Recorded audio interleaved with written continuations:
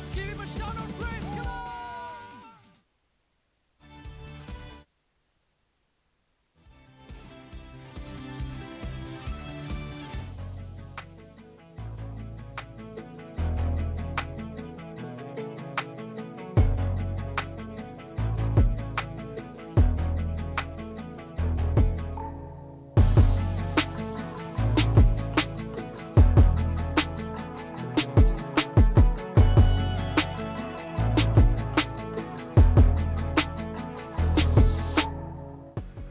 Shalom, jemaat GKI Pinang Sia.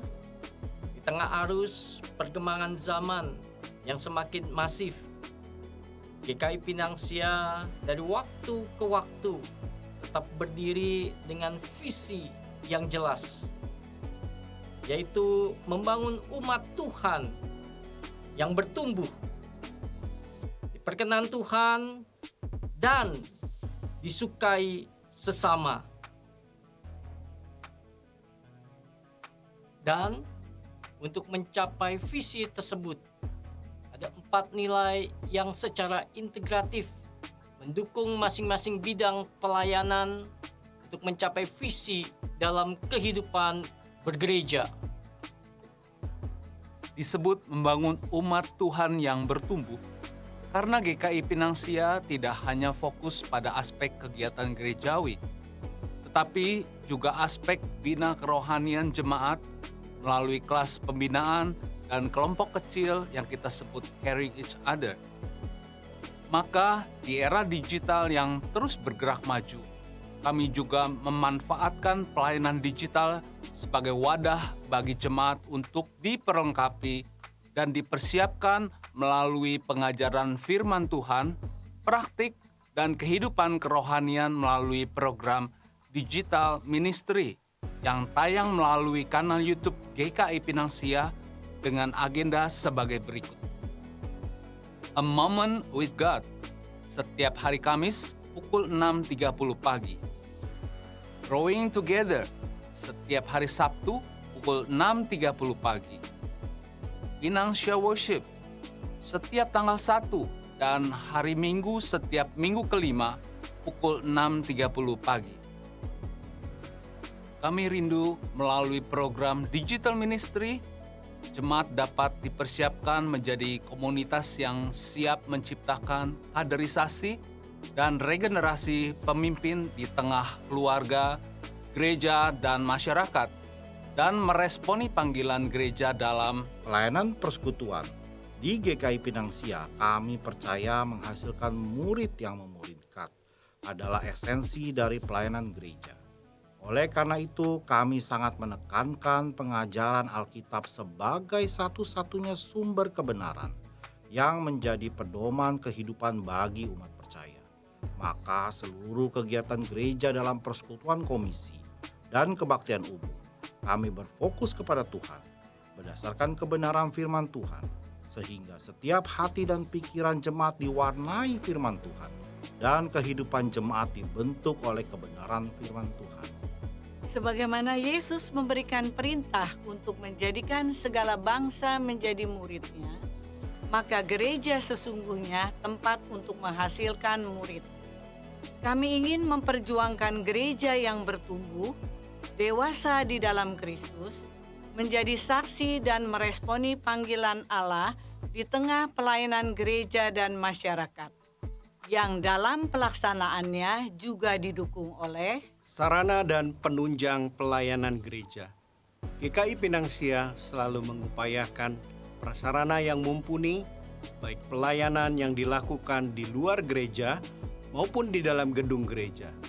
Hal ini kami terus upayakan agar segala persiapan pelayanan, kebutuhan pelayanan dapat dipenuhi untuk melancarkan seluruh kegiatan-kegiatan gerejawi. Kami rindu dengan fasilitas yang gereja miliki ini dapat menunjang roda pelayanan gereja semakin optimal untuk terus bertumbuh dalam menyatakan kebenaran dan menjadi saksi Kristus. Mari menjadi jemaat yang setia beribadah, memiliki kerinduan untuk belajar dan bertumbuh, serta siap menjadi generasi pemimpin. Teman sekalian, Shalom. Shalom. Siap memuji nama Tuhan? Amin. Mari kita bangkit berdiri bersama-sama.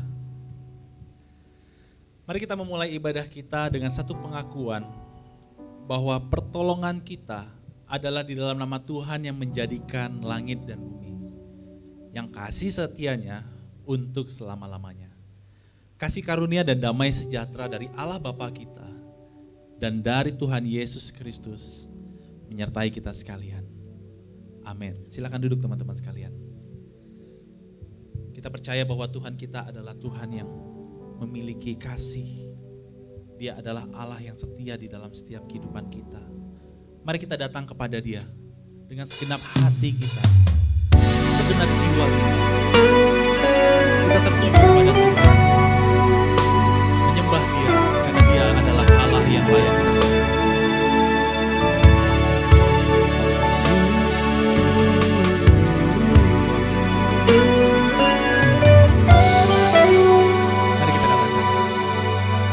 Segenap hati dan jiwaku, ku datang padamu dalam kerinduan. Kasih-Mu yang sanggup mengubahku dan menguatkanku dalam pengharapan. Yesus, Engkaulah permata hatiku, dunia tak dapat menggantikan-Mu.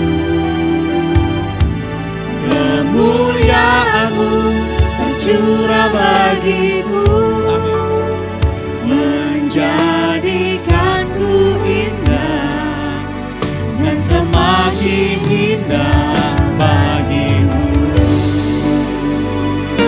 Mari kita bangkit berdiri bersama. Mari kita datang kepada Tuhan dengan segenap hati.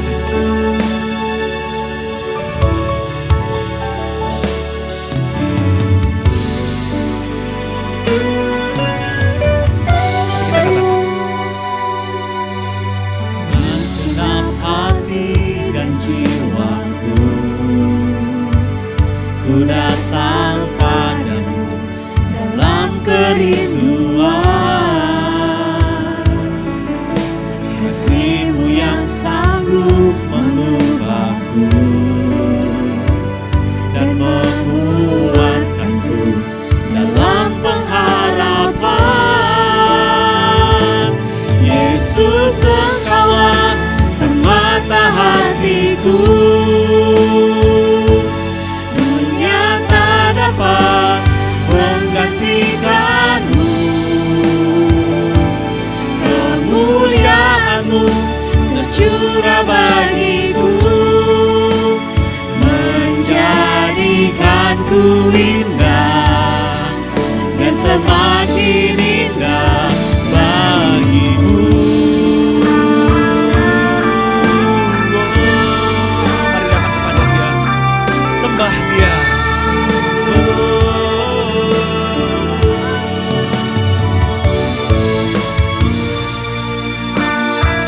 Kita percaya bahwa tidak ada yang dapat menggantikan Dia. Dan Yesus, Dialah satu-satunya Allah yang kita sembah. Mari tinggikan nama-Nya. Yesus, Engkaulah permata hatiku, dunia tak dapat menggantikan-Mu. Kemuliaan-Mu tercurah bagiku, menjadikanku indah dan semakin indah bagimu. Yesus, Engkaulah permata hatiku, dunia tak dapat menggantikan-Mu. Kemuliaan-Mu tercurah bagiku, menjadi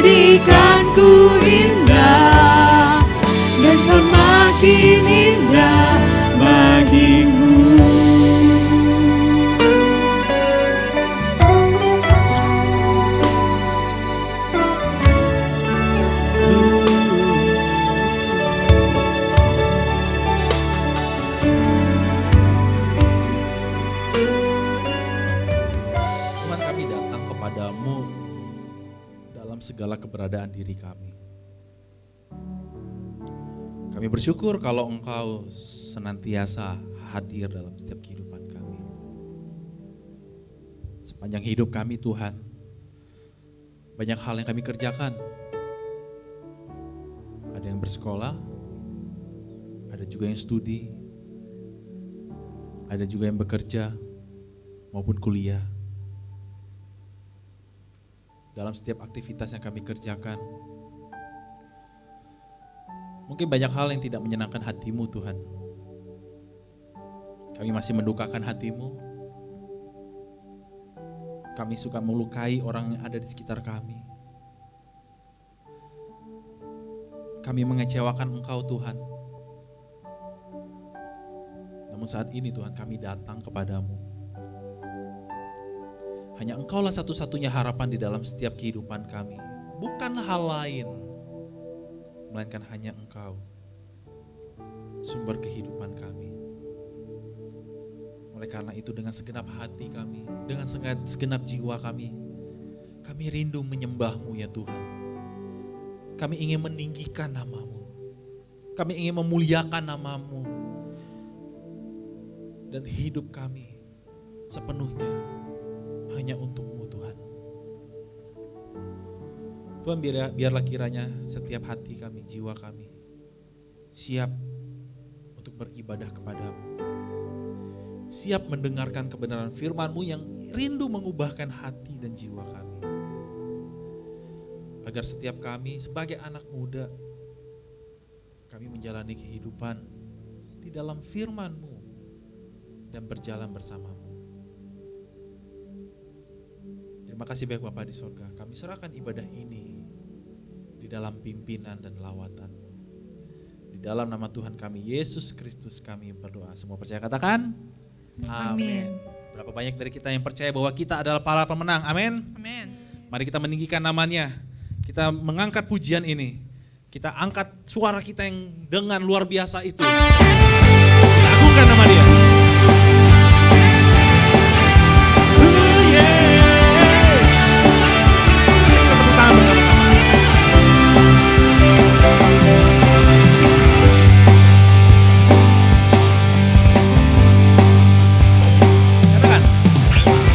Lebih dari pemenang dalam segala perkara, iblis telah dikalahkan oleh kuasa darahnya. Jika Allah di pihak kita, siapa dapat melawan? Kita lebih dari pemenang. Lebih dari pemenang. Lebih dari pemenang dalam segala perkara. Ini keyakinan kita. Iblis telah dikalahkan oleh kuasa darahnya. Jika Allah di pihak kita, siapa dapat melawan? Kita lebih dari pemenang. Mari melompat bagi Tuhan. Haleluya.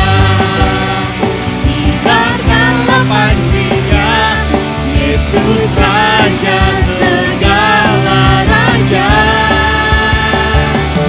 Haleluya. Bangkitlah gerejanya, kita lebih dari pemenang.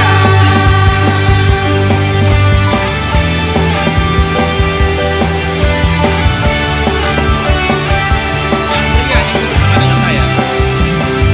Katakan, ayo. Lebih dari pemenang dalam segala perkara. Lebih kuat. Kalahkan oleh kuasa darahnya. Jika Allah di pihak kita, siapa dapat melawan? Kita lebih dari pemenang. Ya wanita, lebih kuat. Kibarkanlah panjinya, Yesus Raja segala raja. Haleluya. Bangkitlah gerejanya, kita lebih lebih dari pemenang. Katakan haleluya. Haleluya. Kibarkanlah panjinya, Yesus Raja segala raja. Haleluya. Bangkitlah gerejanya, kita lebih dari pemenang. Yang percaya kita adalah pemenang, katakan amin.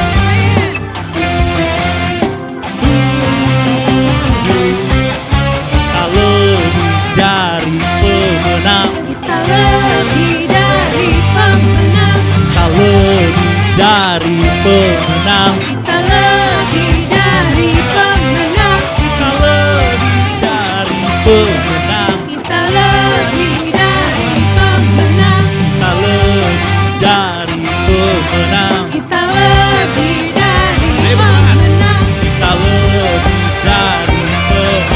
Kita lebih dari pemenang. Kita lebih dari pemenang. Kita lebih dari pemenang. Jika Allah di pihak kita, siapa dapat melawan?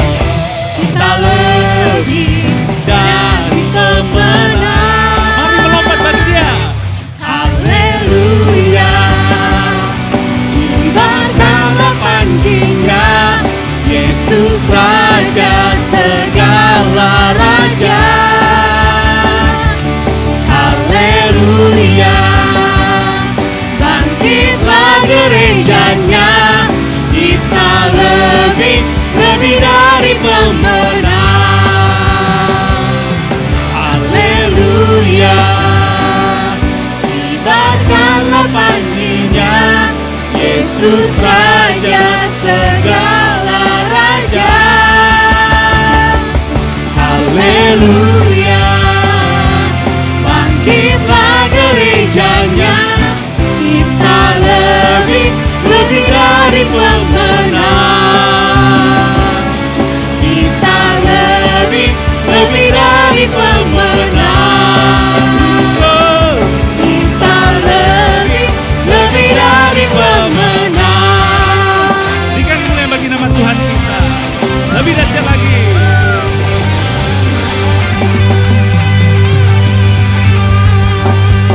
Allah kita adalah Allah yang dahsyat, bukan? Amin. Tos teman kiri kanannya, katakan Allah kita adalah Allah yang dahsyat. Mari kita bersuka cita teman-teman. Kita tinggikan namanya. Bersama kita katakan 3. Dari utara ke selatan, terdengar pujian bagi Allah. Dari barat sampai ke timur, nama Yesus disanjung tinggi. Dari pulau-pulau, lembah-lembah, gunung-gunung yang tinggi, kemuliaannya disaksikan, kebesarannya diceritakan. Yesus, Yesus, nama Yesus,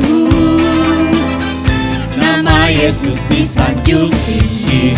Dari pulau-pulau, lembah-lembah, gunung-gunung yang tinggi. Katakan bersama. Allahku dahsyat berkuasa, suruh bumi sujud menyembah. Tinggikan namamu, Allahku dahsyat berkuasa, suruh bumi sujud menyembah. Tinggikan namamu, oh.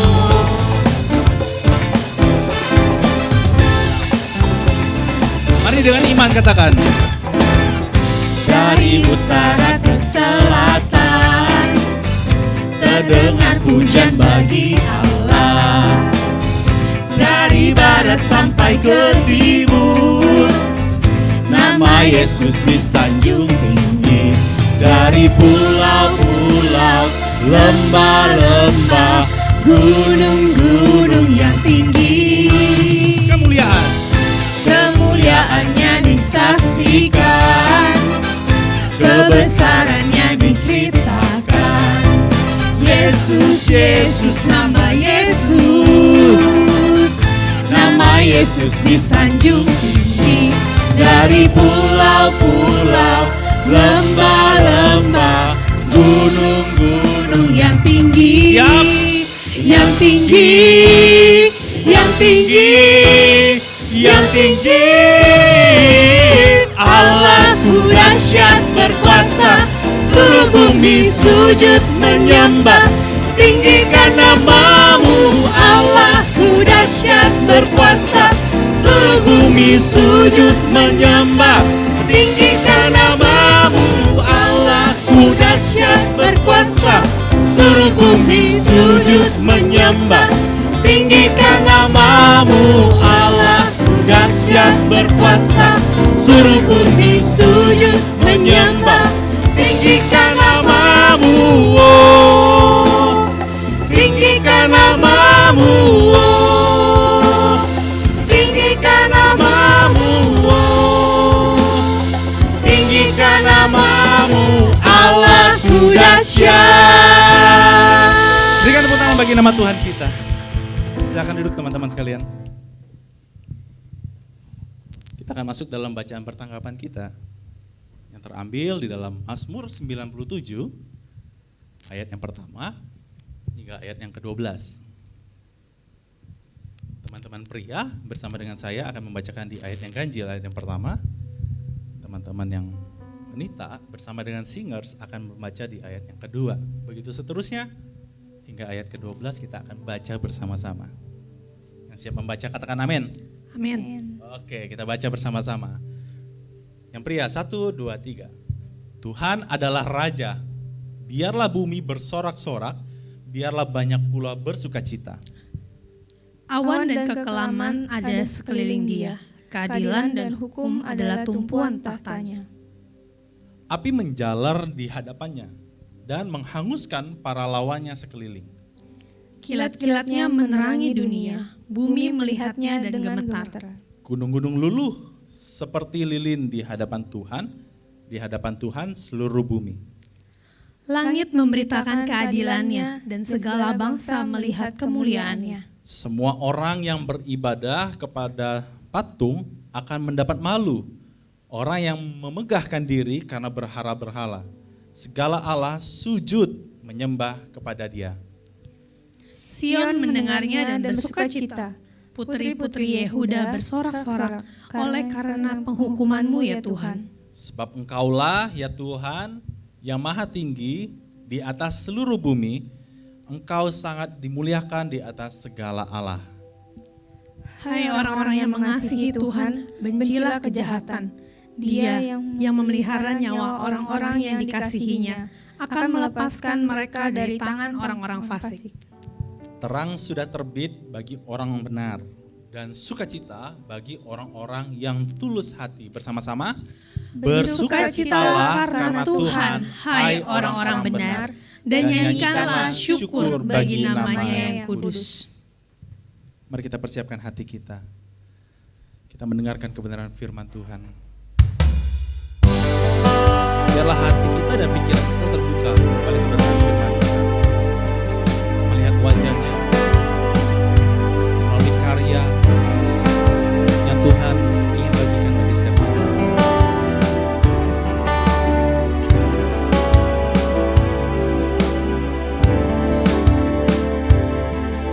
Mari kita katakan bersama. Bila ku buka mataku dan lihat wajah-Mu, ku terkagum. Bila ku lihat hidupku dan karya tangan-Mu, ku tersanjung karena semua yang baik dalam hidupku itulah karya-Mu. Kau beri kesempatan yang baru dan ku ingin mengenal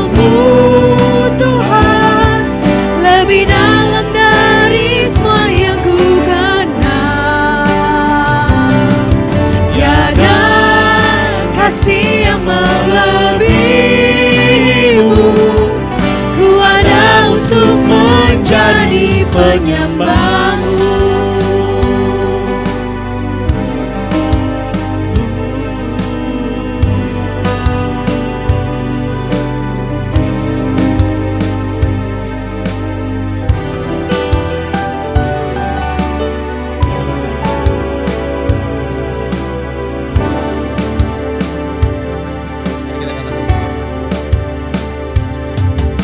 Bila Ku buka mataku dan lihat wajahmu, ku terkagum bila ku lihat hidupku dan karya tanganmu. Ku tersanjung karena semua yang baik dalam hidupku itulah karyamu.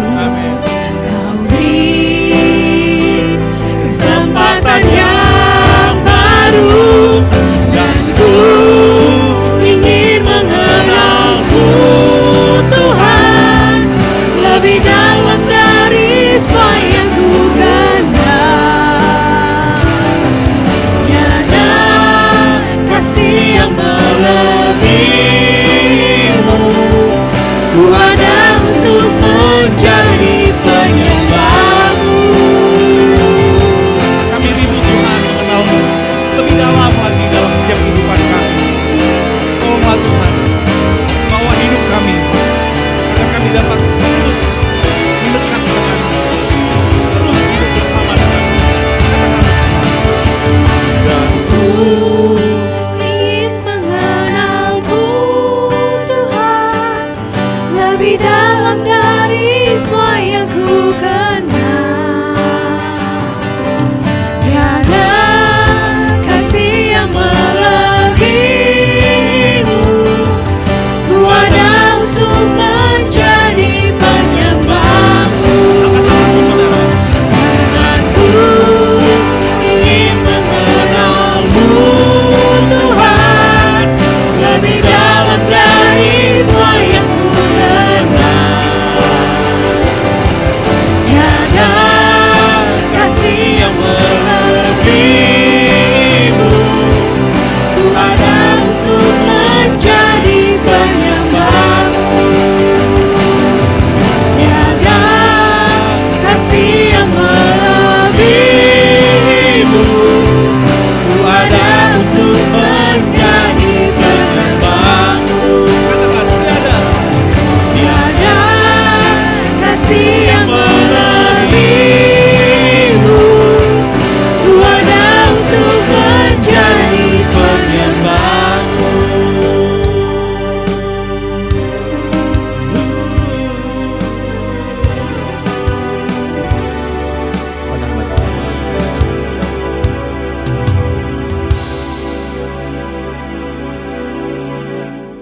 Mari kita berdoa. Bapa di surga, kami mengucap syukur ya Tuhan atas kesempatan yang Tuhan berikan bagi kami, di mana kami boleh datang mengucap syukur atas setiap kebaikan Tuhan. Kami yakini Tuhan, kami imani bahwa hari-hari yang kami lewati semua di dalam pimpinan anugerah Tuhan, di dalam pemeliharaan Tuhan. Kami mengucap syukur mempunyai Allah yang demikian mengasihi kami, mempunyai Allah yang begitu menjaga memelihara kami. Engkau Bapa yang begitu dekat, yang selalu ada bersama kami, karena Engkau Allah Immanuel, Allah yang selalu beserta kami. Kami mengucap syukur Tuhan, pada hari ini kami boleh kembali beribadah, dan sebentar lagi kami akan mendengarkan firman Tuhan.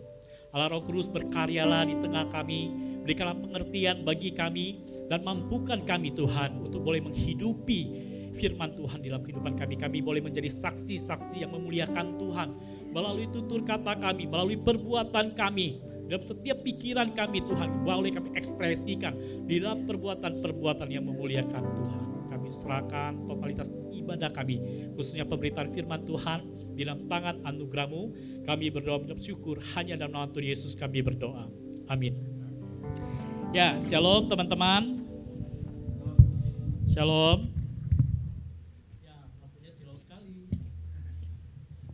Ya, sungguh bersyukur di mana pada hari ini kembali kita masih boleh beribadah kepada Tuhan. Kita percaya semua di dalam anugerah Tuhan. Teman-teman, hari-hari yang kita lewati, saya merasa silau sekali, bener loh. Boleh ini contoh? Ya, teman-teman, di dalam kehidupan kita pasti banyak tantangan-tantangan yang kita hadapi ya. Sebagai orang Kristen, walaupun kita menjadi orang Kristen, Alkitab dan firman Tuhan itu tidak pernah mengatakan bahwa hidup kita akan baik-baik saja. Tantangan-tantangan yang kita hadapi pasti bervariasi, betul tidak? Kenapa? Karena kita tinggal di dalam konteks yang berbeda, di dalam keluarga yang berbeda, ya, di dalam lingkungan yang berbeda. Tantangan-tantangan kita pasti berbeda-beda, betul? Ada yang mungkin kita rasa itu tidak terlalu berat, biasa-biasa aja sih. Ya, ada yang begitu berat, ada yang mungkin levelnya menengah seperti itu ya, jadi bervariasi. Tetapi apakah tantangan-tantangan di dalam kehidupan kita itu akan mempengaruhi sikap kita sebagai orang-orang Kristen? Itu sangat-sangat penting ya di dalam kehidupan kita sebagai orang percaya. Kenapa teman-teman? Di dalam kehidupan kita saat ini tidak jarang kita mendengar ya orang-orang Kristen itu diceritakan dari sisi yang negatif ya. Sering kali kita temukan anak-anak Kristen yang berperilaku tidak baik. Ya, di depan umum berani marahin mama papanya gitu ya, teriak-teriak sama mama papanya, ada seperti itu ya. Sampai-sampai akhirnya tetangganya bilang, ih itu anak itu kok kayak gitu ya, padahal orang Kristen. Sering kali kita mendengar kata-kata seperti itu ya. Jadi ada gambaran di dalam kehidupan kita itu teman-teman. Bahwa orang-orang Kristen itu sepertinya di dalam perjalanan waktu tidak terlalu berbeda dengan orang-orang di luar sana yang tidak mengenal Tuhan. Bahkan ada yang mengatakan gini, lebih baik tuh orang yang agama itu tuh, lebih baik mereka tuh. Aduh, anak-anaknya orang agama itu tuh etikanya lebih baik. Waduh, kadang-kadang kami sebagai hamba Tuhan dengar perbandingan seperti itu begitu sedih. Ya, teman-teman, kenapa ya ada ekspresi kehidupan orang-orang percaya atau anak-anak Tuhan yang seperti itu? Apakah firman Tuhan tidak cukup mengajar kita untuk mengubah kita menjadi seseorang yang berbeda? Berbeda dengan dunia ini. Bukankah emang Tuhan memerintahkan kita untuk tampil di dalam dunia ini dengan berbeda? Kenapa? Karena kita dipanggil untuk menjadi berkat. Kita dipanggil untuk menjadi saksi. Kita dipanggil dengan tanggung jawab untuk memuliakan Tuhan. Tetapi ironis teman-teman, di dalam kehidupan kita emang sering kali kita temukan orang-orang Kristen itu tidak mampu mengekspresikan iman yang demikian. Itu menjadi tantangan. Ya teman-teman ya.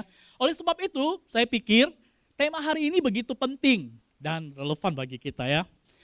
Tema kita hari ini berani berubah. Ya contoh ya. Dare of change ya. Bahasa Inggris saya tidak terlalu bagus. Dare of change. Betul ya? Berani berubah? Nah itu menjadi pertanyaan bagi kita. Berani nggak teman-teman kita berubah? Tampil beda, berbeda dengan dunia ini. Bagaimana caranya? Hal itu akan kita pelajari hari ini. Melalui firman Tuhan yang akan kita renungkan di dalam 2 Petrus. Di dalam 2 Petrus pasal 1 ayat 3 sampai 11. Teman-teman saya akan membacakannya untuk kita semua, teman-teman cukup untuk menyimaknya. 2 Petrus pasal 1 ayat 3 sampai 11, demikianlah firman Tuhan.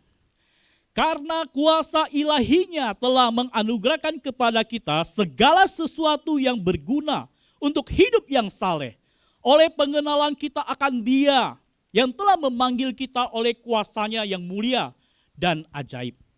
Dengan jalan itu Ia telah menganugerahkan kepada kita janji-janji yang berharga dan yang sangat besar, supaya olehnya kamu boleh mengambil bagian dalam kodrat ilahi dan luput dari hawa nafsu dunia yang membinasakan dunia.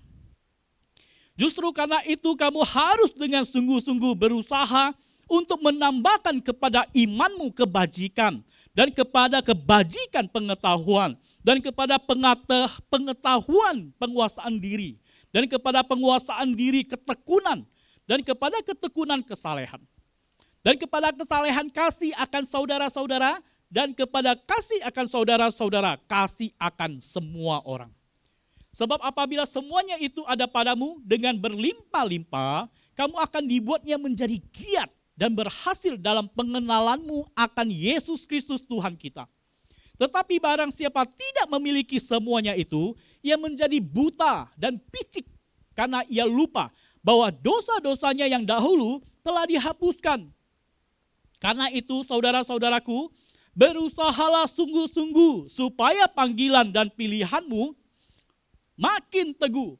Sebab jikalau kamu melakukannya, kamu tidak akan pernah tersandung.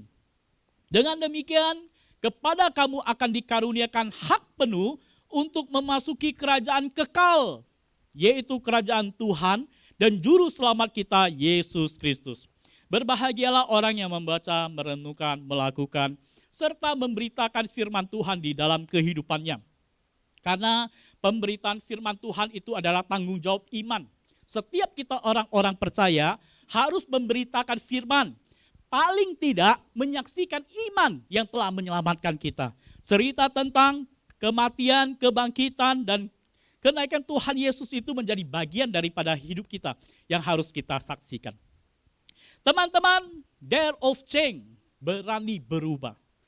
Teman-teman, kata berani berubah ini gampang untuk mengucapkannya. Saya mau berubah, itu satu pernyataan yang begitu mudah untuk diucapkan. Tetapi teman-teman tahu tidak, untuk berubah itu tidak sesederhana untuk mengucapkannya. Merubah itu tidak sesederhana kita untuk mengucapkannya, setuju nggak? Amin nggak? Amin ya? Amin ya? Setuju kan? Untuk berubah itu tidak gampang teman-teman.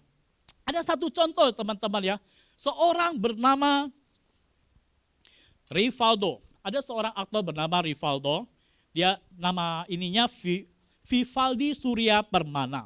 Dia adalah seorang pemeran sinetron kali ya, Rangga dalam serial Ada Apa Dengan Cinta. Ada yang tahu? Ada Apa Dengan Cinta, AADC.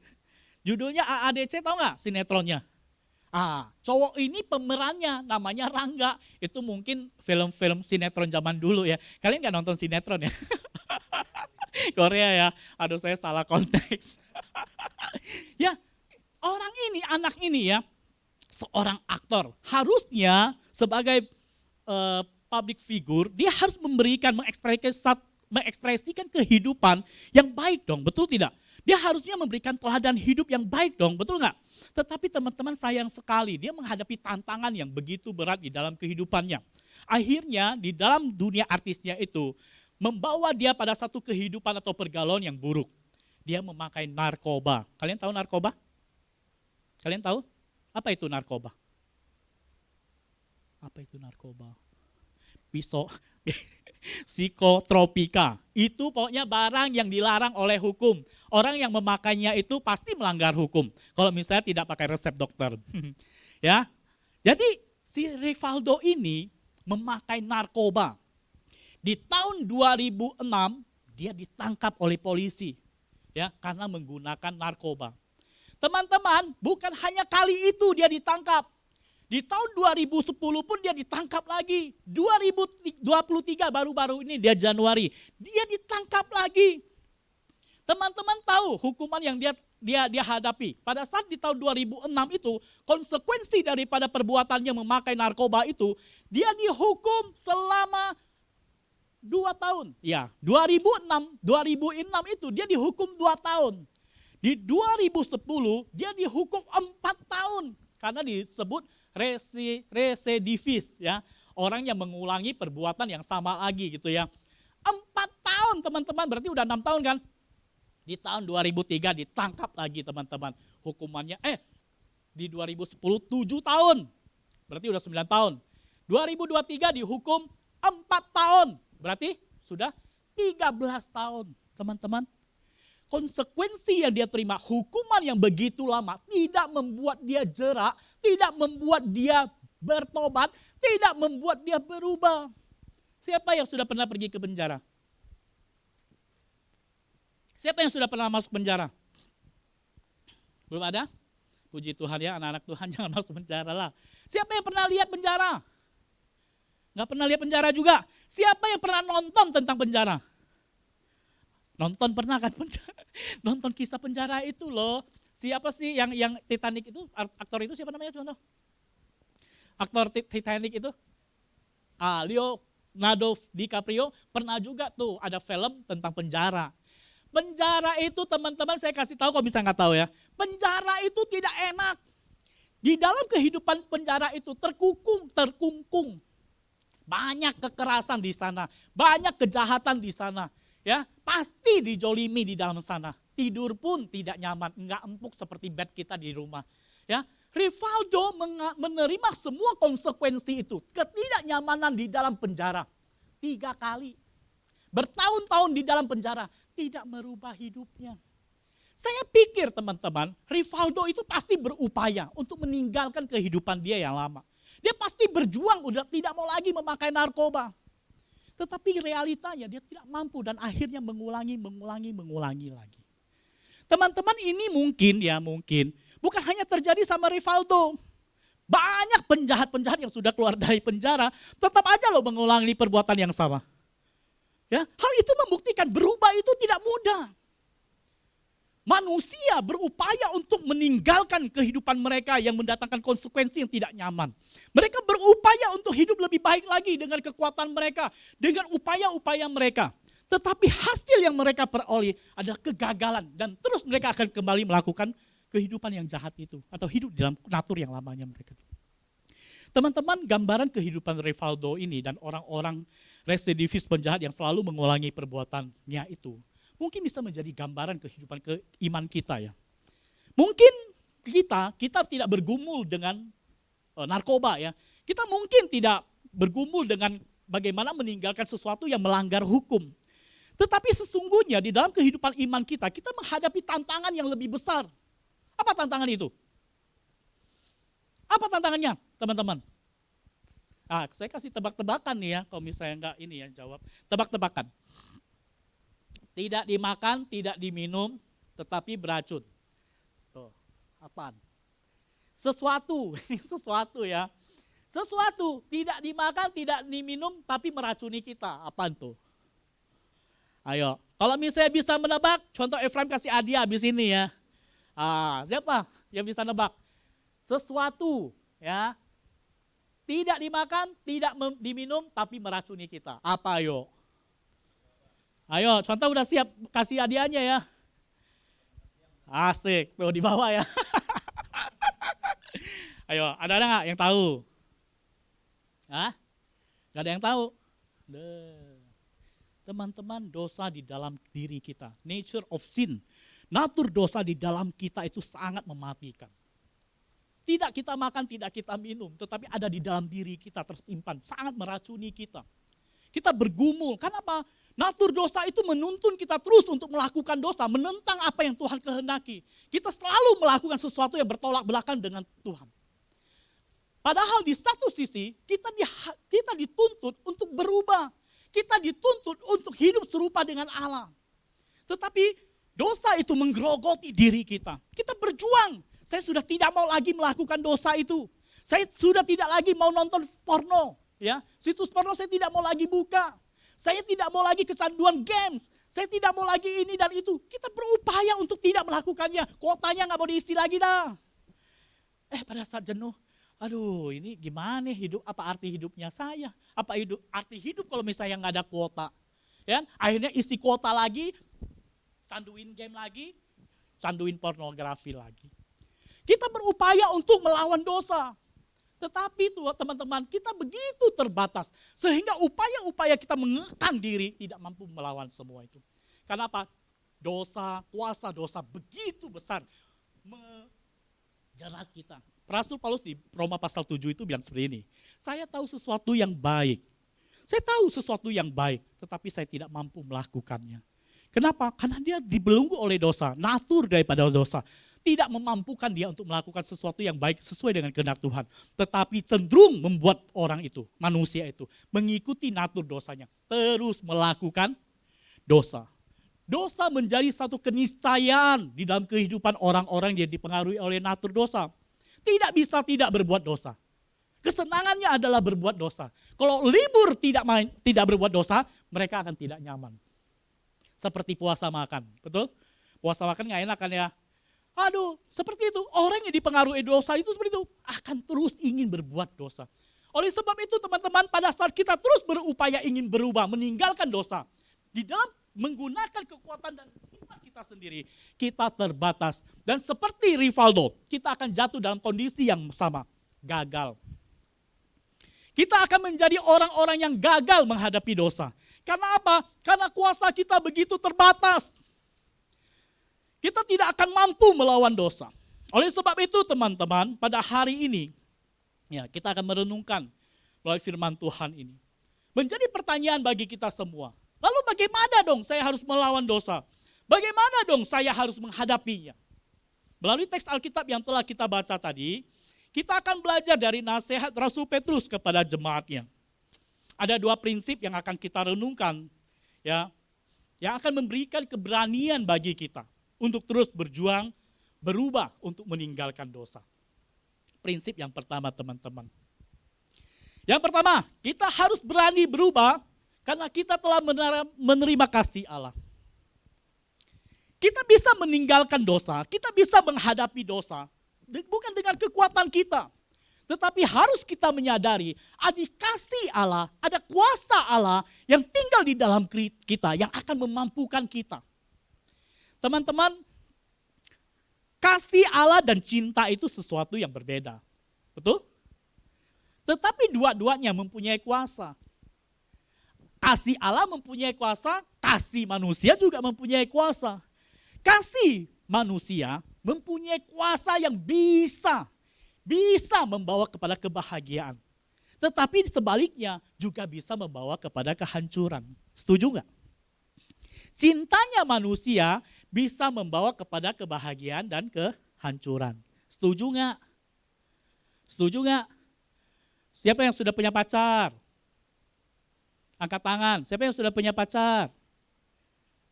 Ya nggak boleh kan, emang harus sekolah dulu. Ya kalau ada yang angkat tangan nanti contoh tanyain mamanya izinin nggak gitu ya. Teman-teman nggak apa-apa, tapi kita harus belajar tentang cinta ya. Teman-teman, waktu saya sekolah dulu di SMK itu ada seorang teman.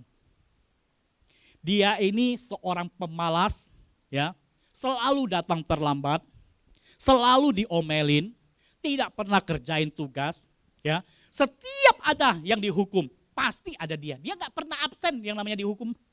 Selalu pasti ada, tidak absen. Karena dia adalah biang kerok dan biang masalah di dalam kelas. Setiap dihukum, setiap ribut di dalam sekolah pasti yang dihukum itu pasti ada dia. Jadi dia adalah luar biasa bermasalah anak ini. Tetapi ada satu waktu ya pada saat kami naik kelas 2. SMA itu kelas 2, kelas 6, 9, 10, 11 ya. Di kelas 11, kami naik kelas 11 dong. Ya. Tiba-tiba teman saya ini berubah. Ya, kenapa teman-teman dia berubah? Ternyata dia jatuh cinta sama adik kelas yang baru datang. Waduh. Dia jatuh cinta sama adik kelas itu dan mereka pacaran. Setelah itu teman-teman dia berubah. Dia datang paling pagi, nggak pernah terlambat. Bisa dibilang dia datang nomor 1 di sekolah. Kenapa? Kenapa dia datang paling pagi? Rupanya ceweknya tinggalnya jauh, papanya nganterin dulu, jadi pagi juga datangnya. Jadi dia tungguin ceweknya pagi-pagi. Setelah itu dia tidak pernah terlambat lagi. Lalu di kelas nggak pernah lagi dihukum teman-teman. Kenapa? Karena dia berubah. Dia diem duduk di kelas gitu ya. Jadi anak baik. Waduh teman-teman jadi aneh.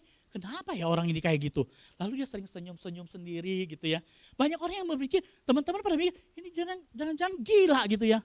Tapi teman-teman saya mau kasih tahu, inilah kuasanya cinta. Merubah dia teman-teman. Dia berubah menjadi anak yang diam, datang paling pagi ya.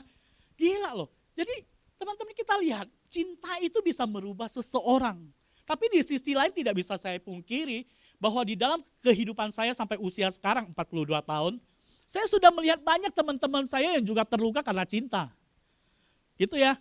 Jadi teman-teman jangan berpikir cinta itu, waduh baik-baik saja. Cinta juga penuh dengan luka itu. Saya sudah lihat banyak teman-teman saya yang menangis. Ya, jadi teman-teman cinta dari manusia itu bisa mengakibatkan bahagia, juga dapat menghadirkan masalah. Ini yang membedakannya cinta dengan kasih daripada Allah. Kasih daripada Allah itu sempurna. Allah menyatakan kasihnya dengan tulus. Dia menyatakan kasihnya dengan berani berkorban mati di atas kayu salib. Memberikan hidupnya kepada orang-orang yang dikasihinya. Kita adalah kekasih-kekasihnya. Dia begitu mencintai kita.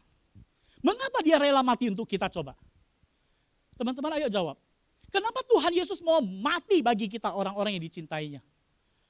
Kenapa? Ada yang tahu? Kasih hadiah lagi? Kasih hadiah lagi. Kenapa Tuhan Yesus mau mati bagi kita? Ayo jawab. Kita anak-anak remaja generasi Z zaman ini harus berani bersuara. Ya, nggak ada yang salah sih di sini. Kalau keliru, ya dibetulin. Ayo jawab. Siap. Kenapa Tuhan Yesus mau mati bagi kekasihnya, kita ini? Kenapa? Kenapa? Yohanes, kenapa Yohanes? Kenapa Tuhan Yesus mau mati bagi kamu dan saya?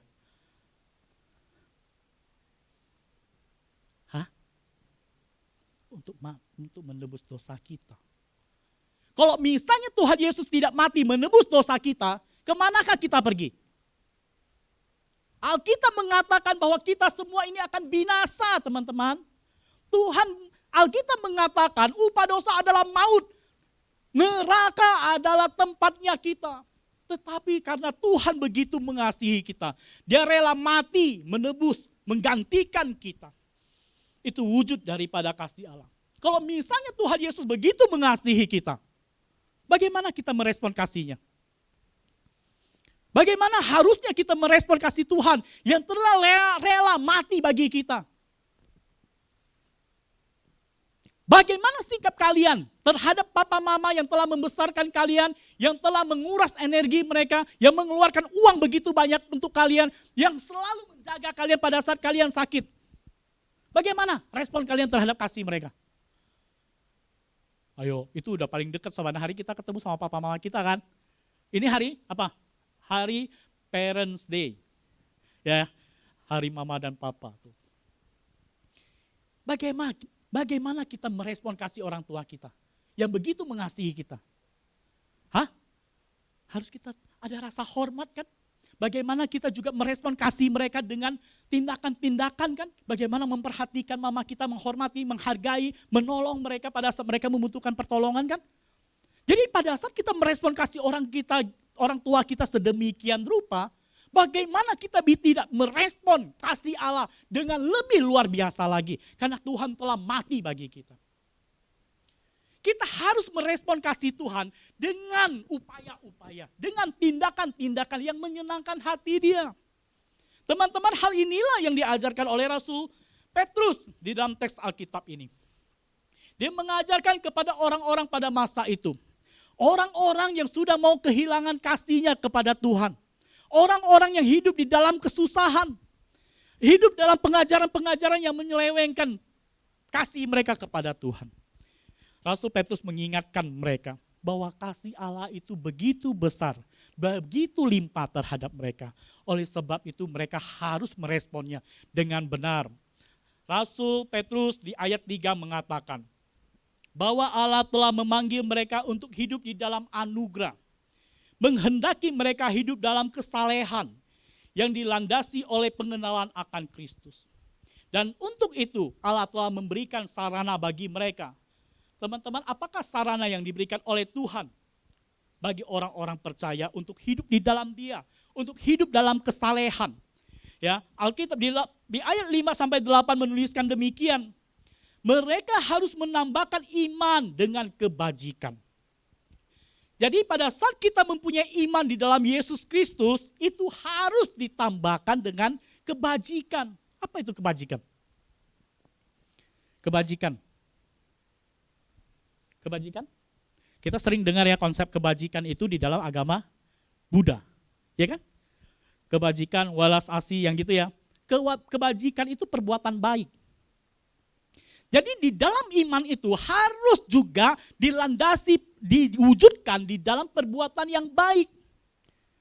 Karena Alkitab mengatakan iman tanpa perbuatan hakikatnya mati. Jadi kita harus mewujudkan kasih kita kepada Allah itu. Iman kita itu harus ditambahkan perbuatan-perbuatan di dalam kasih. Harus ada perbuatan yang harus kita tunjukkan. Dan Rasul Petrus mengatakan di dalam kebajikan itu harus ditambahkan pengetahuan. Jadi di dalam perbuatan itu harus ditambahkan pengetahuan tentang apa? Pengetahuan tentang firman. Apa yang Tuhan kehendaki untuk saya lakukan? Teman-teman, di dalam kehidupan orang-orang percaya, banyak orang percaya yang suka berbuat baik. Salah tidak? Salah tidak? Kalau misalnya ada seorang percaya berbuat baik, menolong orang karena dasar kasihan, itu benar tidak? Saya menolong Diaken Dian karena saya kasihan. Oh, saya menolong Diaken Dian karena kami teman dekat. Salah tidak? Salah tidak? Tidak salah sih ya. Secara perbuatan itu tidak salah. Tetapi secara iman, motivasinya itu tidak tepat. Karena di dalam Alkitab mengatakan, ya, tanpa iman, orang itu tidak akan berkenan di hadapan Tuhan. Perbuatan yang tidak dilandasi pada iman, itu tidak dikenan oleh Allah. Saya membantu contoh Dian bukan karena belas kasihan, karena dia sahabat saya. Tetapi karena Tuhan memberkati saya, mengizinkan saya untuk menjadi berkat baginya. Oleh sebab itu saya melakukan. Dan saya melakukan itu di dalam iman. Saya melakukannya untuk memuliakan Tuhan. Bukan karena kasihan kepada beliau. Tapi saya melakukannya untuk Tuhan. Karena Tuhan memerintahkan saya. Jadi konsep yang mempengaruhi kita akan sangat menentukan kita dalam berbuat sesuatu. Benar atau tidak. Oleh sebab itu, Rasul Petrus mengatakan, iman itu harus ditambahi perbuatan. Perbuatan itu harus dilandasi pada pengetahuan yang benar. Bukan perbuatan yang asal-asalan dengan konsep kasihan lah atau yang lainnya. Hal itu akan membawa kita terjebak dengan kehidupan agama-agama lain yang ya hanya untuk cari pahala, untuk cari karma, seperti itu ya. Jadi kalau misalnya itu landasannya hanya untuk berbuat baik. Tetapi yang membedakannya dengan iman Kristen adalah kita melakukannya untuk Tuhan karena Tuhan mengizinkannya. Setelah itu Rasul Petrus mengatakan, tambahkanlah pengetahuan itu dengan penguasaan diri. Karena orang yang kadang-kadang berpengetahuan, berbuat baik, sudah dipandang orang, sudah dinilai orang, mereka akan merasa sombong, merasa dialah dewa yang menolong banyak orang. Karena perbuatan-perbuatan itulah orang melihat, oh hebat ya kamu baik ya, aduh kamu sangat-sangat punya hati sosial ya, seperti itu ya, membuat orang itu sombong. Oleh sebab itu Rasul Petrus mengatakan harus ada penguasaan diri, ketekunan, kesalehan, kasih persaudaraan dan kasih pada semua orang. Jadi semua itu harus kita tambahkan di dalam iman kita. Sebenarnya bukan ditambahkan sih, itu sebenarnya satu konsekuensi logis. Dengan mempunyai iman di dalam Yesus Kristus, di dalam perjalanannya, dengan sendirinya Tuhan akan membekali kita. Dengan hal-hal seperti itu, dengan pengetahuan, dengan perbuatan baik, dengan pengendalian diri, melihat orang-orang di sekitar kita berharga. Oleh sebab itu mendorong kita untuk melakukan sesuatu menjadi berkat bagi mereka. Teman-teman, hal itu menjadi bagian daripada kehidupan orang percaya, hidup yang diubahkan oleh Tuhan. Mereka akan mengekspresikan kehidupan yang berbeda dengan dunia ini. Kenapa? Di ayat 8 mengatakan, apabila semua itu ada padamu dengan berlimpah-limpah, kamu akan dibuat menjadi giat dan berhasil dalam pengenalan akan Tuhan Yesus. Pengenalan akan Yesus Kristus Tuhan kita. Kehidupan yang demikianlah yang Rasul Petrus sebut sebagai kodrat ilahi. Jadi pada saat kita mampu menghidupi semua itu, kita menyatakan satu natur yang baru di dalam kehidupan kita. Natur yang baru, natur yang ilahi. Hidup sebagai manusia baru, sebagai manusia yang telah ditransformasi. Hal itu membuat kita berbeda dengan dunia ini. Oleh sebab itu orang-orang percaya pada saat mereka berkata-kata pun, mereka tidak akan berkata-kata hal-hal yang tidak menyenangkan. Dengan berkata-kata pun orang mendengarnya merasa tenang dan nyaman. Pada saat mereka berkata-kata banyak orang yang sakit hati atau kepahitan bisa dihibur. Kenapa? Karena pada saat mereka berkata-kata motivasinya, keinginannya semuanya berorientasi kepada Tuhan. Tidak ada maksud dan tujuan yang lain. Teman-teman, itulah kehidupan orang-orang percaya yang telah menerima kasih Tuhan. Berarti mereka berani berubah. Mereka akan menjadi manusia yang baru. Teman-teman tahu tidak? Ada contoh di dalam Alkitab, kehidupan orang-orang yang hidup di dalam kasih Allah. Mereka merespon kasih Allah ya dengan luar biasa. Ya, kita lihat di dalam Kisah Para Rasul 2 ayat 41 sampai 47. Ya, Kisah Para Rasul pasal 2 ayat 41 sampai 47 menuliskan gini. Kehidupan orang-orang percaya yang telah mengalami kasih Tuhan dan merespon kasih Tuhan itu mempunyai perubahan hidup. Mereka akan cenderung hidup, ya, belajarkan firman Tuhan supaya mereka dibekali, ditransformasi melalui firman Tuhan. Mereka hidup di dalam persekutuan, ya, lalu di dalam relasi mereka, di dalam komunitas, mereka mempunyai hubungan, relasi yang begitu baik. Mereka mempunyai solidaritas yang tinggi, saling menghormati, saling memberkati, care. Ya, jadi ekspresi orang-orang yang telah diubahkan oleh Tuhan, hidup di dalam kasih, mereka akan menyatakan satu kehidupan yang begitu hangat di dalam komunitas mereka. Mereka akan menghadirkan satu kehidupan yang begitu hangat di dalam keluarga mereka. Mereka akan bisa menjadi berkat dimanapun mereka berada. Kenapa? Motivasi kehidupan mereka hanya berorientasi kepada Tuhan. Dan mereka merespon kasih Tuhan itu dengan seperti itu. Menyenangkan hati Tuhan. Teman-teman yang terkasih dalam Tuhan kita Yesus Kristus. Memang untuk hidup di dalam kasih Tuhan, merespon kasih Tuhan sedemikian rupa, memang tidak mudah. Ya, tidak mudah. Tetapi kita percaya bahwa ada pertolongan daripada Allah Roh Kudus yang akan menguatkan dan memampukan kita. Tuhan memberikan sarana-sarana kepada kita untuk bertumbuh di dalam kasih-Nya. Tetapi Tuhan itu bukan hanya memberikan fasilitas itu, tetapi Tuhan memberikan guru. Kalau misalnya kita sekolah ya, Tuhan berikan guru memberikan tugas.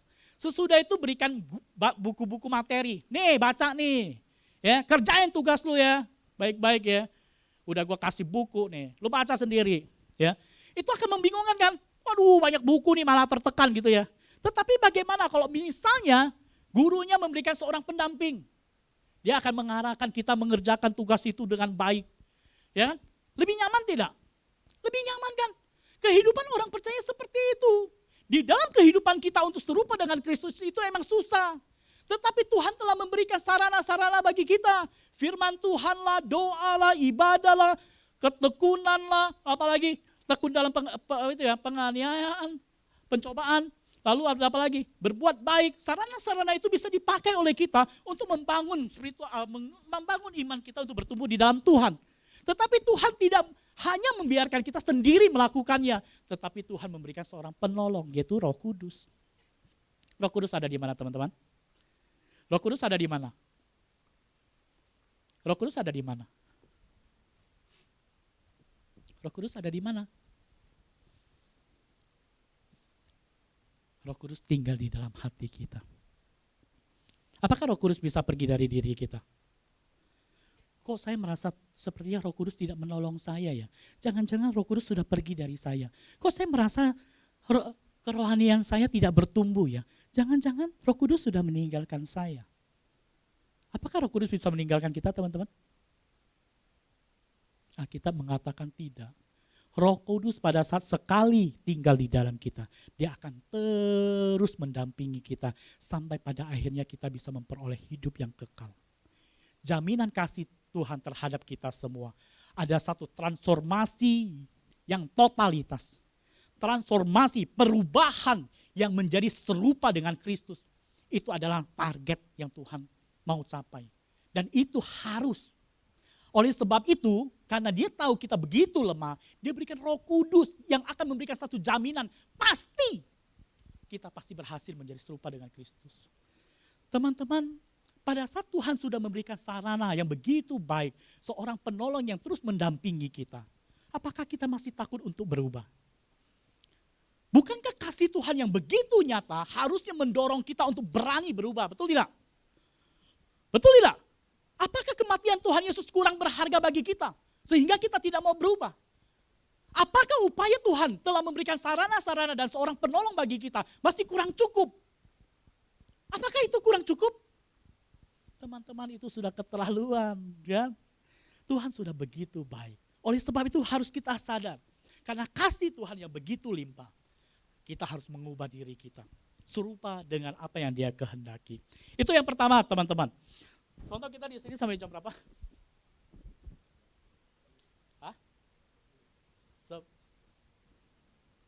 setia. Ya, ini poin yang kedua teman-teman ya. Bagaimana? Mengapa kita harus berani berubah? Yang kedua, kita harus berubah karena apa? Kita sudah putus dengan dosa. Kita sudah putus dengan dosa teman-teman. Dosa tidak lagi membelenggu kita, tidak membatasi kita lagi. Kita sudah merdeka. Kita bisa berbuat yang baik. Dulunya kita hanya bisa melakukan dosa. Tetapi hari ini Tuhan telah membebaskan kita. Bisa berbuat baik. Amin tidak? Mau berbuat baik? Harusnya katakan amin. Dulu kita nggak bisa berbuat baik. Sekarang Tuhan udah izinkan. Harusnya kita berupaya untuk berbuat baik. Betul nggak? Teman-teman tahu tidak? Kemarin saya baca sebuah artikel. Dia menulis tentang toxic people. Toxic people, ada yang tahu apa itu? Di dalam artikel itu mengatakan bahwa toxic people itu sekarang lagi banyak dibicarakan. Ya, istilah ini ditunjuk kepada orang yang memberikan dampak buruk terhadap orang lain atau dianggap beracun, terutama terhadap psikis. Lalu artikel ini menjelaskan bahwa sifat toksik ini akan memberikan pengaruh buruk kepada orang lain dan tidak disukai. Toxic people itu tidak disukai orang, dijauhi orang, ya karena dia bermasalah. Teman-teman pernah tidak ketemu dengan toxic people? Pernah? Pernah bertemu dengan toxic people? Toxic people yang tadi banyak menghadirkan masalah, membuat orang tidak nyaman. Bicara aja nyakitin loh, buat orang nggak senang. Aduh, toxic people. Ya, jangan dengan ngomong aja bisa nyakitin, apalagi kalau misalnya dia udah bergerak, lebih nyakitin lagi kan ya. Ada pernah nggak ketemu sama orang-orang seperti itu? Toxic people. Kalau misalnya tidak pernah ketemu dengan toxic people, pernah nggak merasa menjadi orang yang toxic? Kita yang toxic gitu loh. Kita yang menjadi masalah gitu. Pernah nggak? Nggak pernah juga. Kita semua orang baik-baik dan kita juga bukan orang jahat. Kita sentral di tengah-tengah ya. Mau baik atau tidak, kadang-kadang baik, kadang tidak. Teman-teman, jadi sebenarnya di dalam kehidupan orang percaya itu, orang Kristen ya, banyak orang yang sudah sharing. Di dalam komunitas dia sendiri pun sering sharingkan. Ya, kok si Koko itu kayak gini ya, kok si Cici itu kayak gitu ya. Padahal dia itu ketuanya saya loh. Oh padahal dia itu siapa loh di gereja loh. Padahal dia pelayanan gereja, oh padahal dia majelis gereja. Aduh padahal dia ini hamba Tuhan, aduh padahal dia tuh gembala. Kok orang Kristen kayak gitu ya, kok hamba Tuhan seperti itu ya, kok majelis kayak gitu ya. Pernah gak dengar hal-hal seperti itu? Pernah? Pernah? Pernah ya? Orang Kristen aja ngomongin sesama Kristennya. Kok kayak gitu? Orang-orang yang sharing seperti ini pasti begitu kecewa sama sesama Kristen itu. Makanya dia sharingkan, kecewa. Orang-orang yang mengecewakan, orang-orang yang tidak membawa dampak. Kalau begitu boleh nggak kita kasih nama kepada orang-orang seperti itu teman-teman? Hah? Toxic Christian people gitu? Boleh nggak? Toxic Christian people. Orang Kristen yang bikin masalah, yang toksik, yang tidak menjadi berkat di dalam kehidupannya. Dan hal itu bukan hanya terjadi di sebuah komunitas, bukan hanya sebuah gereja. Bisa terjadi di gereja mana-mana saja, pasti kita akan menemukan orang yang mengecewakan. Orang-orang toksik di dalam gereja. Kenapa? Kenapa ada toxic Christian toxic people kayak gitu? Kenapa ada toxic Christian people seperti itu? Mengapa itu terekspresi? Hal itu tentu saja tidak sesuai dengan apa yang diajarkan firman Tuhan, betul tidak? Betul ya? Harusnya orang-orang Kristen itu mengekspresikan satu kehidupan yang berbeda. Tetapi mereka mengekspresikan satu kehidupan di dalam natur mereka di dalam dosa. Kenapa hal itu terjadi? Kenapa? Karena mereka belum ditransformasi. Mereka belum berubah. Rasul Petrus mengatakan dia belum hidup di dalam kasih Tuhan. Dia tidak berubah. Tetapi dia masih intim, masih pacaran dengan dosa. Oleh sebab itu dia tidak akan berubah. Tetapi dia akan menghasilkan masalah. Dia akan menghadirkan kondisi yang tidak nyaman. Karena dia toksik. Teman-teman, Rasul Petrus mengingatkan di dalam ayat keberapa? Ayat 9 itu. Tetapi barang siapa tidak memiliki semua itu, ia menjadi buta dan picik. Karena ia lupa bahwa dosa-dosa yang dahulu telah dihapus. Dia lupa bahwa dia telah ditebus, telah dihapus. Makanya dia hidup di dalam kepicikan dan di dalam natur mereka yang berdosa.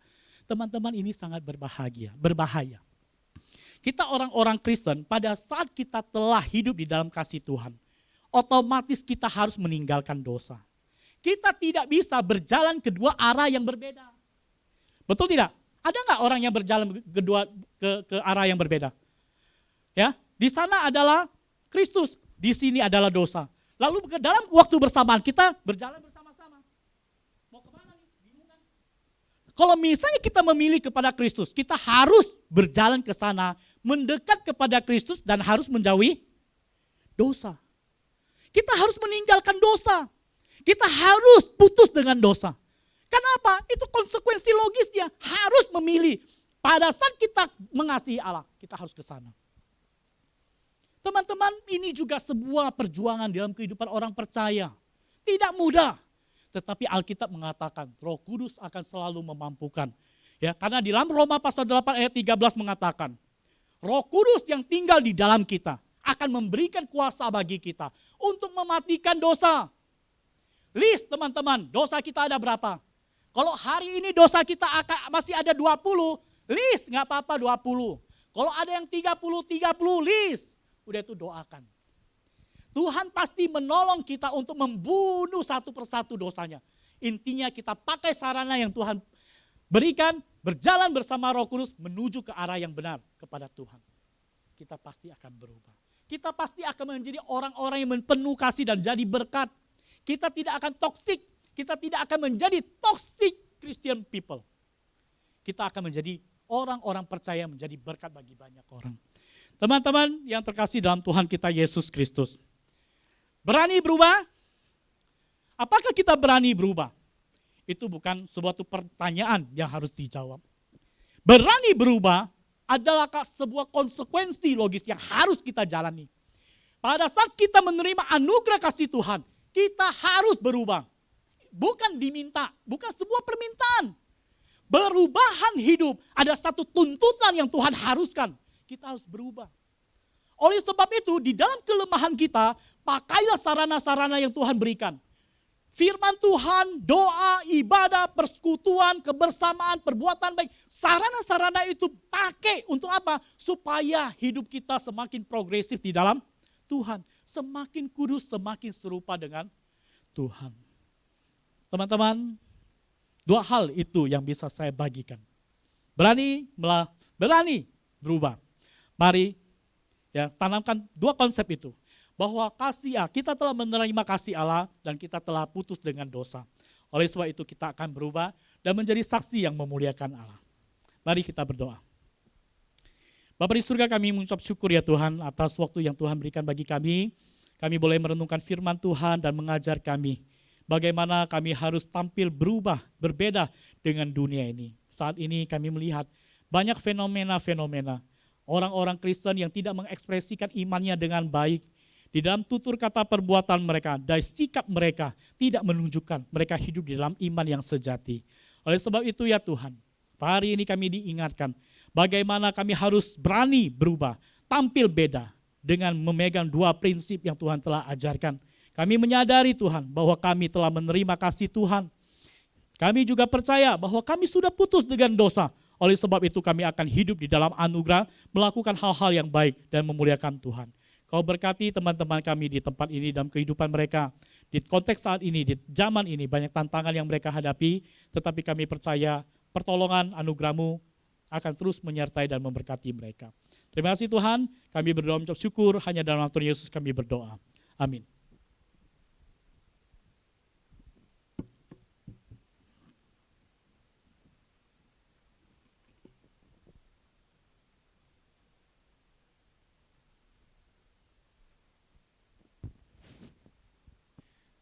Terima kasih untuk penginjil Tandier yang sudah membagikan kebenaran firman Tuhan kepada setiap kita, untuk membawa setiap kita, komitmen kita untuk berubah bagi Tuhan, menyatakan kemuliaan hanya bagi nama Tuhan. Karena itu adalah konsekuensi logis bagi setiap kita, orang percaya yang telah menerima kasih daripada Tuhan. Mari kita bangkit berdiri bersama-sama, dengan iman kita menyatakan pengakuan percaya kita, seturut dengan pengakuan iman rasuli. Mari bersama-sama kita katakan. Aku percaya kepada Allah, Bapa yang Maha Kuasa, Khalik langit dan bumi, dan kepada Yesus Kristus anaknya yang tunggal Tuhan kita, yang dikandung daripada Roh Kudus, lahir dari anak darah Maria, yang menderita sengsara di bawah pemerintahan Pontius Pilatus, disalibkan, mati dan dikuburkan, turun ke dalam kerajaan maut. Pada hari yang ketiga, bangkit pula dari antara orang mati, naik ke sorga, duduk sebelah kanan Allah, Bapa yang Maha Kuasa, dan dari sana ia akan datang untuk menghakimi orang yang hidup dan yang mati. Aku percaya kepada Roh Kudus, gereja yang kudus dan am, persekutuan orang kudus, pengampunan dosa, kebangkitan orang mati dan hidup yang kekal. Amin. Silakan duduk teman-teman sekalian. Mari kita memberikan persembahan kita yang terbaik bagi kemuliaan nama Tuhan. Saudara boleh memberikannya melalui kotak persembahan yang akan kita bagikan bersama-sama dan kita menaikkan pujian, kecaplah dan lihat.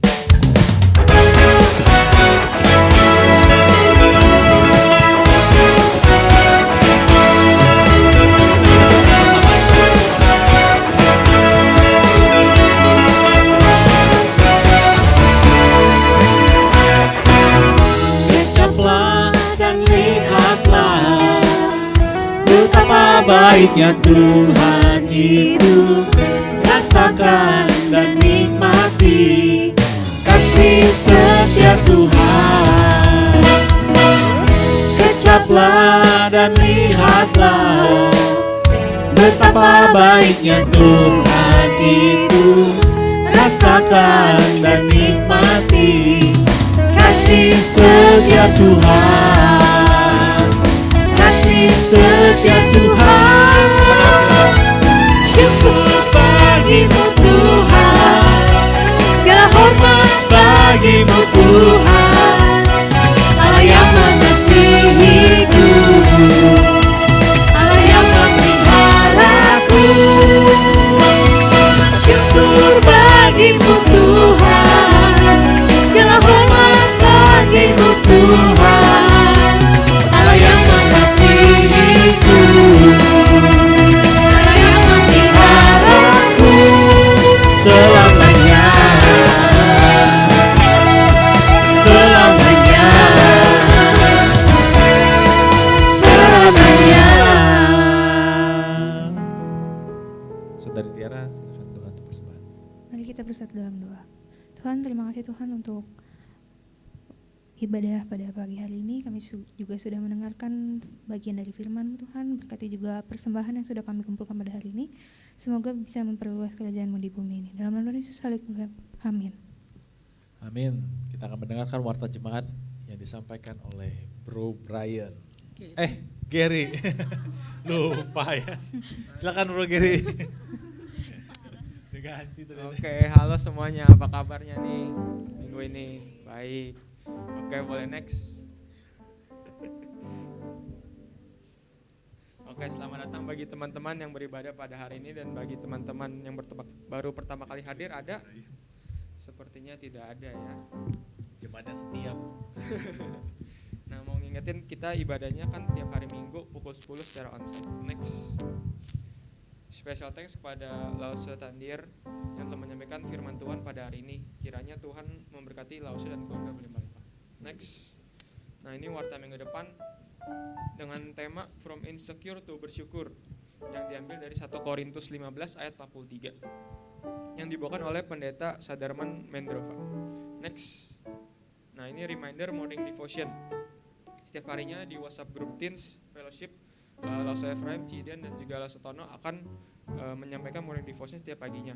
Teman-teman semua udah join kan? Grup WhatsApp-nya? Oke, next.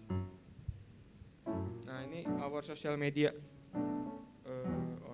Yang pertama ada di Instagram yaitu @pinangsians yang berisi flyer dan juga highlights dari ibadah kita. Kemudian ada YouTube di GKI Pinangsia Gloria. Akan ada tayangan ulang. Bener kan? GKI Pinangsia Gloria bukan yang Teens. Yang Teens sudah ada. Itu nanti kita bakal upload tayangan ulang ibadah kita di sana dan juga ada program omongan with God. Ayo, udah pada nonton belum? Ayo. Udah sampai episode berapa nih? Belum dicek juga ya. Aduh, ayo teman-teman teman-teman kita tonton ya, kita support lah soal keren udah capek-capek bikin sama timnya gitu. Yang di belakang juga ada tuh. Oke, next. Oke, sekian Warta, thank you. Oh iya, sorry hari ini ada konsumsi di sekolah minggu. Oke teman-teman, mari kita bangkit berdiri bersama-sama. Kita akan mengakhiri ibadah kita. Kita akan menaikkan pujian doa Yabes nanti.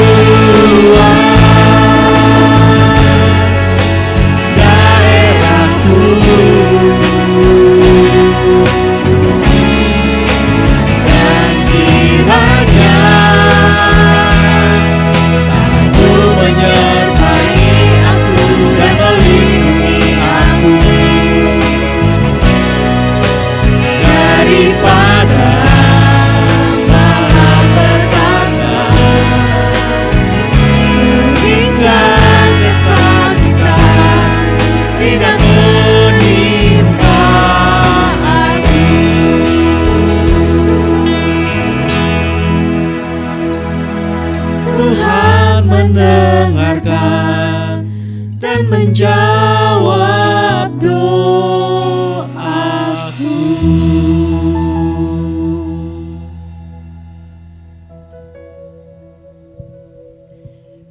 Bapa di surga, kami mengucap syukur ya Tuhan atas penyertaan Tuhan di dalam ibadah kami. Dan pada saat ini kami akan menaikkan doa syafaat kami karena kami percaya Tuhan, Engkau Allah yang mendengar, Engkau Allah yang akan menjawab setiap seru doa kami. Kami percaya Tuhan bahwa Engkau Allah yang memelihara. Oleh sebab itu kami rindu ya Tuhan, berdoa untuk setiap teman-teman kami. Kami mau berdoa di dalam kehidupan mereka, di dalam hari-hari yang mereka lewati, di dalam setiap aktivitas mereka, di dalam studi mereka, di dalam kegiatan-kegiatan eskul mereka. Kiranya Tuhan boleh terus pimpin, berkati, tambahkan hikmat. Mereka boleh bertumbuh menjadi anak-anak yang berpengetahuan dan mereka boleh menjadi anak yang kedepannya menjadi orang-orang yang memberikan kontribusi untuk boleh membangun bangsa ini. Kami percaya Tuhan bahwa banyak tantangan yang mereka hadapi dalam studi mereka. Banyak hal-hal yang mungkin membuat mereka tidak fokus. Tetapi kami percaya Tuhan bahwa Roh Kudus akan memberikan ketekunan, memampukan mereka ya Tuhan untuk boleh melihat bahwa pembentukan akademis begitu penting untuk masa depan mereka. Oleh sebab itu terus ajar mereka ya Tuhan, beri roh yang berkobar-kobar untuk boleh terus bertumbuh di dalam Tuhan, terkhusus melalui pengetahuan-pengetahuan yang mereka pelajari sehingga kedepannya nanti mereka boleh pakai untuk memuliakan Tuhan. Kami juga berdoa ya Tuhan untuk setiap pergumulan-pergumulan yang mereka hadapi. Mungkin dalam reaksi, dalam keluarga mereka, bersama orang tuanya, bersama saudara-saudaranya. Mungkin ada konflik-konflik dalam keluarga yang membuat mereka kehilangan damai sejahtera, membuat mereka sudah tidak nyaman. Kami berdoa ya Tuhan, kiranya Engkau memberikan penghiburan, memberikan kekuatan. Biarkanlah bahwa kejadian-kejadian yang terjadi dalam kehidupan mereka menjadi sebuah proses pembentukan iman. Bagaimana mereka boleh terus bersandar berpaut, bersandar kepada Tuhan. Karena kami tahu Tuhan bahwa Engkau Allah yang menginginkan setiap kami setia. Karena di balik semua itu ada pertolongan dan kekuatan-Mu yang akan menyertai. Karena Engkau berjanji Tuhan akan memberkati anak-anak yang taat setia di dalam Engkau. Dan Engkau akan menjadikan mereka pemenang.